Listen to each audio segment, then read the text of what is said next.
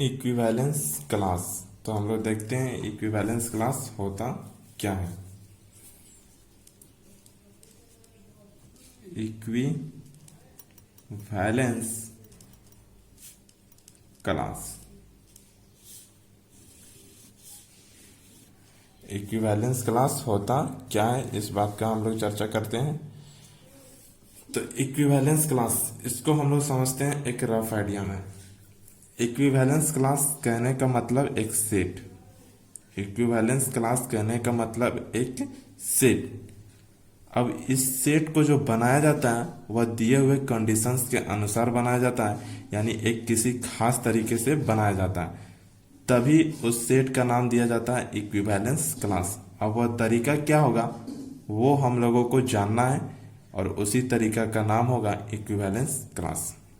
तो आइए एक रफ आइडिया डालते हैं इक्विवेलेंस क्लास पे। हम लोग मान लेते हैं कि हमारे पास एक रिलेशन डिफाइंड है, एक रिलेशन डिफाइंड है सेट ए पे। हमारे पास एक रिलेशन डिफाइंड है सेट ए पे, कहने का अर्थ होगा यह रिलेशन जो होगा सबसेट होगा Cartesian product of A and A का। अब यह रिलेशन जो डिफाइंड था सेट ए पे, यह रिलेशन मेरा इक्विवेलेंस रिलेशन है। यह रिलेशन मेरा इक्विवेलेंस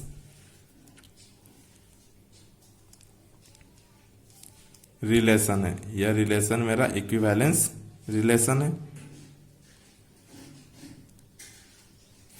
जब तक रिलेशन इक्विवेलेंस रिलेशन नहीं होगा तब तक हम इक्विवेलेंस क्लास की बात नहीं कर सकते। इसीलिए रिलेशन को इक्विवेलेंस रिलेशन होना जरूरी है। जब ये इक्विवेलेंस रिलेशन होगा तभी हम इक्विवेलेंस क्लास की बात कर सकते हैं। अब समझ लीजिए कि कोई एक एलिमेंट है जिसका नाम हमने रखा है स्मॉल ए, जो सेट ए का है। मेरे पास एक एलिमेंट है स्मॉल ए जो सेट ए का है। अभी अभी हम लोगों ने मान के रखा रिलेशन डिफाइंड है सेट ए पे, कहने का अर्थ होगा रिलेशन जो होगा सबसेट होगा Cartesian product of A and A का, और यह आर जो है इक्विवेलेंस रिलेशन है। अब हम लोगों ने माना कि एक एलिमेंट ए है जो सेट ए का है जिसमें रिलेशन डिफाइंड है। तब इक्विवेलेंस क्लास ऑफ ए, तब इक्विवेलेंस क्लास ऑफ ए को डिनोट किया जाता है ए लिख के, बिग ब्रैकेट से इसे बंद किया जाता है। इसे पढ़ेंगे हम लोग equivalence class of A. Equivalence class of A, इसे हम लोग रीड करते हैं इक्विवेलेंस क्लास ऑफ ए। अब इसे हम लोग equivalence class of A read करते हैं।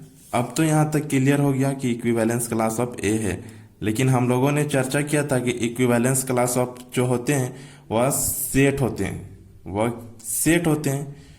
तो ये तो अभी हमने रिप्रेजेंटेशन की बात किया। अब यह सेट होगा तो इस सेट का स्पेसिफिक रूप होगा कि यह सेट कैसे बनेगा।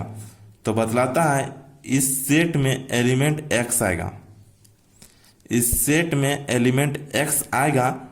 अब यह एक्स कहां से लाएंगे, तो कंडीशंस देता है कि यह जो एक्स होगा वह सेट ए का होगा, जिस पे रिलेशन डिफाइंड है उसी सेट का होगा। एक्स जो है सेट ए का होगा, और साथ ही साथ ये जो एक्स है वो रिलेट करेगा, ये जो एक्स है वो रिलेट करेगा एलिमेंट ए के साथ। एक्स जो है रिलेट करेगा एलिमेंट ए के साथ। इसी को हम लोग दूसरा तरीका से बोल सकते हैं कि order pair X A, order pair X A belongs to relation. तो इस तरह से जो सेट हमारे पास बन के तैयार होगा उस सेट का नाम पड़ेगा इक्विवेलेंस क्लास ऑफ ए। उस सेट का नाम पड़ेगा इक्विवेलेंस क्लास ऑफ ए। कहने का मतलब फिर से समझिए आप लोग, इक्विवेलेंस क्लास को डिफाइन करने के लिए हमें एक इक्विवेलेंस रिलेशन की जरूरत पड़ता है, और इक्विवेलेंस रिलेशन जब हमें मिल जाता है तब हम रिलेशन जिस सेट में डिफाइंड है उस सेट का किसी एक एलिमेंट का इक्विवेलेंस क्लास फाइंड आउट किया जा सकता है। अगर वह एलिमेंट ए है तो उसे हम लोग फाइंड आउट कर सकते हैं और वो हमारा एक सेट के रूप में रिप्रेजेंट होगा, और उस सेट में हम सेट ए का वैसे एलिमेंट्स को रखेंगे जो एलिमेंट ए के साथ रिलेट करेगा, तो हम उसे इक्विवेलेंस क्लास कहते हैं। तो इसकी डिफिनेशंस की बात करते हैं। तो आइए हम लोग इसका डिफिनेशंस पे नजर डालते हैं। लिखता है इसका definition, if R be a equivalence relation, R को इक्विवेलेंस रिलेशन होना बहुत ही जरूरी है, कंपलसरी है। If R be a equivalence relation in set A, R जो है इक्विवेलेंस रिलेशन है सेट ए पे, एंड एक एलिमेंट है जिसका नाम हम स्मॉल ए ले रहे हैं जो सेट ए का है, ऐसा हो, देन तब होता क्या है, equivalence class of, then equivalence class of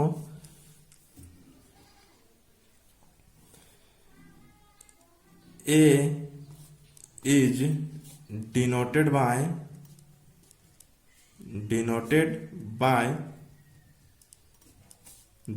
by A लिखते हैं और इसे बिग ब्रैकेट से बंद कर देते हैं, एंड डिफाइंड बाय